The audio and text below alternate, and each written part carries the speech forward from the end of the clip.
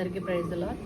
మరి ఉదయకాల సమయంలో కీర్తనలు 91వ అధ్యాయం 10వ వచనం, నీకు అపాయమేమీ రాదు, ఏ తెగులు నీ గుడారమును సమీపించదు అని దేవుడు వాక్యాన్ని చిన్నగా ఏ విధంగా మన నోటి నుంచి ఉచ్చరిస్తూ ఉన్నామో, ఏ తెగులు మన గుడారమును సమీపించదు. కాబట్టి అపాయములను దేవుడు తీసివేస్తాడంట. కాబట్టి ఈ యొక్క వాక్యమును మనం రుచి చూడడానికి బయలుదేరుచుండగా దేవుడు అంటూ ఉన్నాడు, నిత్యమైన నీ యొక్క కృప నా మీద ఎల్లప్పుడూ ఉంటుంది. కాబట్టి అపాయం ఏమీ రాదనంట.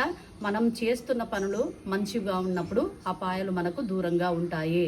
కాబట్టి ఈ యొక్క తెగులను గుడారమును సమీపించదు. ఈ తెగులు అనగా ఏ తెగులు కూడా నీ కుటుంబానికి సమీపించదు, ఏ దుష్టుడు కూడా నీ కుటుంబాన్ని ముట్టజాలడు. కాబట్టి చాలా మంది భక్తిహీనుడు, ప్రార్థన లేని వాళ్లకు తమ కుటుంబము చల్లా చెదరం అవుతుంటాయి.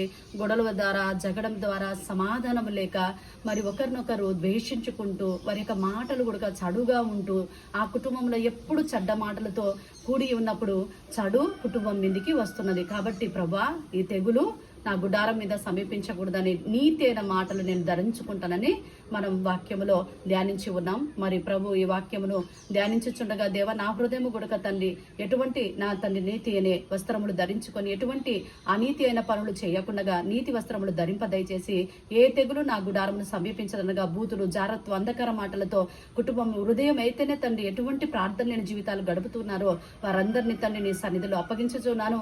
నిత్యమైన నీ కరుణా కృప ఆశీర్వాదం యేసు పరిశుద్ధ నామములో దయచేయబడును గాక.